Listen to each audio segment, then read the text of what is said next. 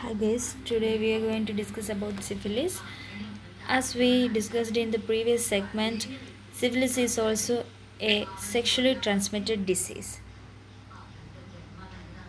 First of all, let us look into the definition. Syphilis is an infectious venereal disease caused by the spirochete Treponema pallidum. So, syphilis is caused by the spirochete Treponema pallidum. Now let us see its epidemiology and etiology. So here the distribution of the disease is described in United States. Although syphilis was the fifth most frequently reported communicable disease in the United States in 2001, the incidence of this disease has declined by almost 80% since 1990. So as mentioned here, you can see syphilis was one of the fifth most frequently reported communicable disease in United States in 2001, and it was reduced since 1990. Syphilis usually is acquired by sexual contact with infected mucous membranes or cutaneous lesions. So as similar to gonorrhea, syphilis is also transferred or acquired by the unprotected sexual route. Although on rare occasions it can be acquired by non-sexual personal contact, accidental inoculation or blood transfusion. The risk of acquiring syphilis from an infected individual after a single sexual encounter is approximately 50 to 60%. So, through this unprotected sexual contact, that means from an infected person, the syphilis can be transferred. The chance of getting syphilis is 50 to 60%. So, the causative organism is the spirochete Treponema pallidum. So, let us look into it in detail. The microbiologists generally agree that human Treponema organisms can be categorized in at least 7 distinct species. So, they are classified into 7 species. Let us see what all are there. So, the species include Amylovorum, Caratium, Denticola, Lecithinolaticum, Maltophilium, Pallidum, and Sokransky. So, syphilis is associated with the Treponema pallidum. Among those species, syphilis is associated with Treponema pallidum. So, many microbiologists classify Treponema pallidum into 3 traditional subcategories. So, those include Treponema pallidum endemicum, Treponema pallidum, and Treponema pallidum pertinue. So, among these, Treponema pallidum is responsible for the disease syphilis. So, here you can see the image of the spirochete Treponema pallidum.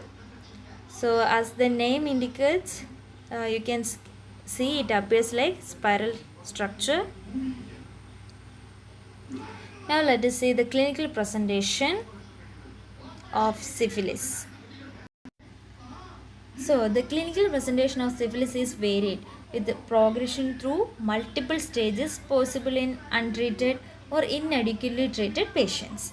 So, you can see several stages of the syphilis. Let us discuss them one by one. The first one is the primary syphilis. Primary syphilis is characterized by the appearance of chancre on cutaneous or mucocutaneous tissue. Chancres persist only for 1 to 8 weeks before spontaneously disappearing. Chancre is nothing but a painless genital ulcer. So, it is most commonly formed during this first stage of syphilis, that is primary syphilis. So, the chancre which appeared on the cutaneous or mucocutaneous tissue is highly infectious. Okay, so even without treatment, chancres persist only for 1 to 8 weeks before healing spontaneously. Because syphilitic chancres can be confused with other infectious etiologies, so that appropriate diagnostic testing is important in such cases. Now, the second stage, that is the secondary syphilis. The secondary stage of syphilis is characterized by a variety of mucocutaneous eruptions resulting from widespread hematogenous and lymphatic spread of the Treponema pallidum.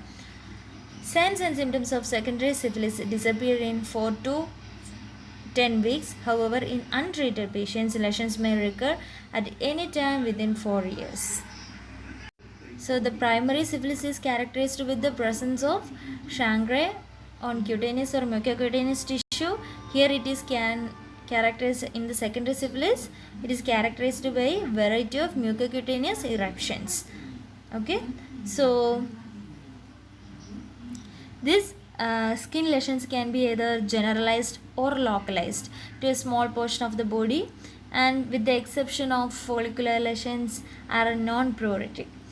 Generalized lymphadenopathy also is seen in the majority of the patient as are non-specific symptoms such as mild transitory malaise, fever, pharyngitis, headache, anorexia and arthralgia. Next one is the latent syphilis. Persons with a positive serologic test for syphilis but with no other evidence of disease have latent syphilis.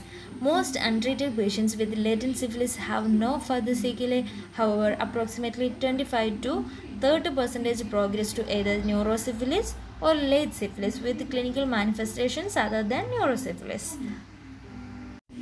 So, by definition, persons with a positive serologic test for syphilis but with no other evidence of disease have latent syphilis. So this latent syphilis we can further divide it into early and late latency. During the early latency, the patient is considered potentially infectious because of the 24% risk of spontaneous mucocutaneous relapse. The US Public Health Service defines early latency as 1 year from the onset of infection, although other investigators propose a longer interval such as 2 to 4 years. With the exception of pregnancy in which the mother may pass the disease to the fetus, late latency is considered non-infectious although the patient remains a host. So, the treatment of all patients with latent syphilis is essential because there is no way to predict which patient will have progression of their disease. Next one is tertiary syphilis and neurosyphilis. So, if left untreated, syphilis can slowly produce an inflammatory reaction in virtually any organ in the body. So, the manifestations of this disease progression were referred to previously as tertiary syphilis. Okay, so these clinical manifestations now are differentiated into two subgroups based on the presence or absence of the CNS involvement. That means neurosyphilis or tertiary syphilis. That is gamma, GUMMA, gamma and cardiovascular syphilis. So, if it involves the CNS, then it is neurosyphilis, or otherwise it is tertiary syphilis, that is gamma and cardiovascular syphilis. Currently, this term neurosyphilis encompasses any patient with CSF abnormalities consistent with the CNS infection. So, approximately 40% of the patients with the primary or secondary syphilis exhibit such abnormalities, although most remain asymptomatic. Persistence of CSF abnormalities into late latency is associated with a greater risk of progression to symptomatic neurosyphilis. So, rarely seen, the most common manifestations of the disease progression from late latency are benign gamma formation and the cardiovascular syphilis. So, 40% of the patients with primary or secondary syphilis exhibit the CNS infection. Next one is the congenital syphilis. So, in pregnant women with syphilis, Treponema pallidum can cross the placenta at any time during the pregnancy. So, So the risk of the fetal infection is greatest in the pregnant woman with the primary and secondary syphilis and declines in pregnant women with late disease. Transmission of syphilis during the pregnancy occurs primarily transplacentally and can result in fetal death, prematurity, or congenital syphilis. Symptoms can be seen during the first months of life or later in the childhood or adolescence. Manifestations of early congenital syphilis resemble those of secondary syphilis, whereas those of late congenital syphilis correspond to the tertiary stage in adults. So we have to take utmost care for the pregnant woman with the syphilis, because Treponema pallidum can cross the placenta and they can cause fetal death. So here are the signs and symptoms. First of all, let us see the general signs and symptoms, general clinical manifestation of the syphilis patient. So the incubation period of the spirochete is about 10 to 19 days. That means a mean of 21 days. So this incubation period is means the primary stage, and for the secondary stage it develops 2 to 8 weeks after the initial infection in untreated or inadequately treated individuals, whereas the latent stage of the syphilis develops 4 to 10 weeks after the secondary stage in untreated or inadequately treated individuals. And finally, the tertiary stage, it develops in approximately 30% of untreated or inadequately treated individuals 10 to 30 years after the initial infection. So let us see the site of infection of these these clinical stages of the syphilis. So first of all, primary syphilis. So it mostly affects external genitalia, perianal region, mouth and throat. Then secondary stage affects multi-system involvement, secondary to hematogenous and lymphatic spread. And in case of the latent syphilis, you can see there is the involvement of potentially there is the involvement of multi-system. Then for tertiary syphilis, there is involvement of CNS, heart, eyes, bones and joints. So now let us see the signs and symptoms of each stage. For primary stage, you can see single painless indurated lesion, that is chancre, that erodes and ulcerates and eventually heals. Regionally, lymphadenopathy is common. Multiple painful purulent lesions are possible but uncommon. For secondary stage of syphilis, you can see signs and symptoms like pruritic or non-pruritic rash, mucocutaneous lesions, flu-like symptoms, lymphadenopathy. Then in the latent stage of the syphilis, patient remains asymptomatic, whereas for tertiary syphilis, you can see cardiovascular syphilis, neurosyphilis, then gummatous lesions involving any organ or tissue. Now let us see the diagnosis. So how we can recognize the disease. So first one is the dark field or direct fluorescent antibody microscopic examination. Through this we can recognize the microorganism, because Treponema pallidum is difficult to culture in vitro. So the diagnosis is based primarily on dark field or direct fluorescent antibody microscopic examination of serous material from a suspected syphilitic lesion or on results from serologic testing. So serologic tests are the mainstay of the diagnosis of syphilis. So this can be further categorized as non-treponemal or treponemal. So first of all, let us look into non-treponemal test. So commonly used non-treponemal tests include VDRL test, RPR test, USR test and TRUST. So the Venereal Disease Research Laboratory slide test, that is VDRL test, is the main. So this is a screening test for syphilis. It measures, this test is done with the help of blood. Even with the CNS, spinal fluid, we can perform the test. Anyway, the blood is collected and it measures the substances. That means the antibodies which our body may produce if we have come in contact with the bacteria, contact with the Treponema pallidum that cause the syphilis.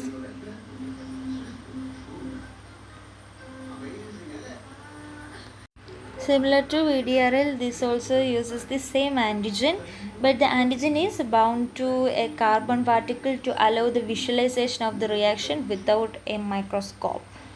Okay, then coming to the USR test. So this USR test is a microscopic flocculation test to detect the antilipidal antibodies, that means reagin in human serum, for the serological diagnosis of the syphilis. Then coming to TRUST, that means the toluidine red unheated serum test.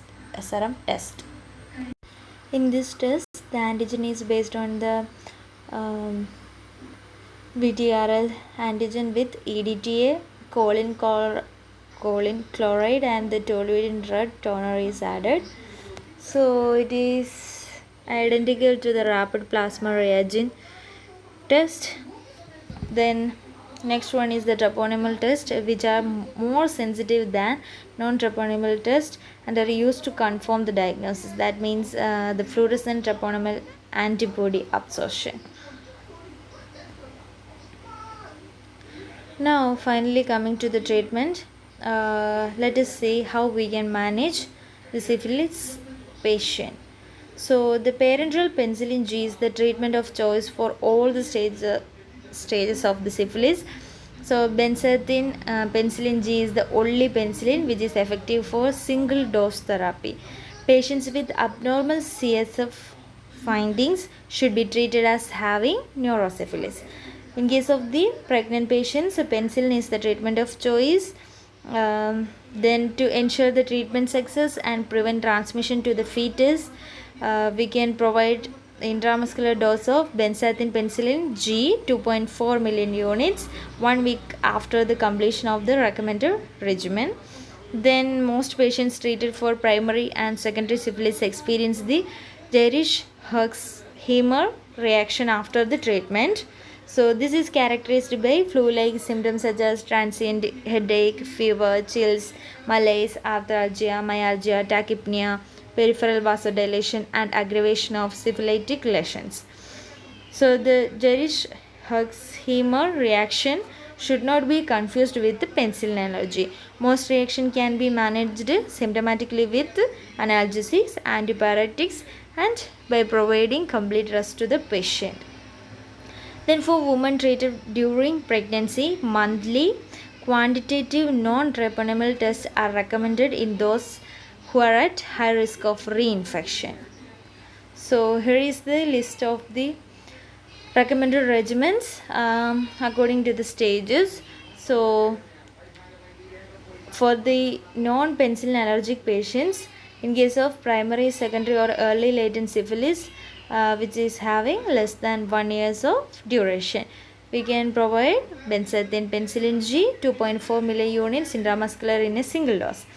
Then for latent syphilis or latent syphilis of unknown duration, we can provide benzathine penicillin G 2.4 million units intramuscularly once a week for 3 successive weeks. Then for neurosyphilis, aqueous crystalline penicillin G 18 to 24 million units for 10 to 14 days, or we can also provide aqueous procaine penicillin G 2.4 million units intramuscularly daily plus probenecid 500 milligram orally 4 times daily, both for 10 to 14 days. So in case of the primary, secondary, or early latent syphilis, after the recommended regimen, we have to perform the quantitative non-treponema test at 6 to 6th and 12th months of the primary and secondary syphilis, and at 6th, 12th and 24th month of the early latent syphilis. Whereas for latent syphilis or latent syphilis of unknown duration, we have to do the follow-up of quantitative non-treponemial test at 6, 12 and 24 months. Whereas for neurosyphilis, we have to perform the CSF examination every 6 months until the cell count is normal. If it has not decreased at 6 months or it is not normal by 2 years, retreatment should be considered for such patients. Then for congenital syphilis, we can provide treatment with aqueous crystalline penicillin G, 50,000 units per kg IV every 12 hours during the first 7 days of life and every 8 hours thereafter for a total of 10 days. Or we can recommend procaine penicillin G 50,000 units per kg intramuscularly daily for 10 days. So we have to do the serologic follow-up only recommended if antimicrobials other than penicillin are used. So this was for non-penicillin allergic patients. Now let us consider the penicillin allergic patients.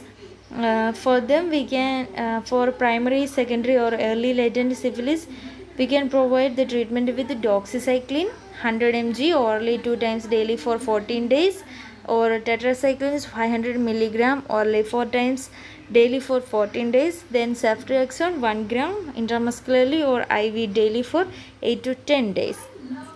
For such patients, the follow-up is same as for non-penicillin allergic patients. Then for late latent syphilis, we can recommend the treatment with doxycycline 100 milligram orally twice a day for 28 days, or with tetracycline 500 milligram orally 4 times daily for 28 days. So the follow-up is same as for non-penicillin allergic patients. So this was all about treatment for syphilis. So this is all about syphilis. Thank you.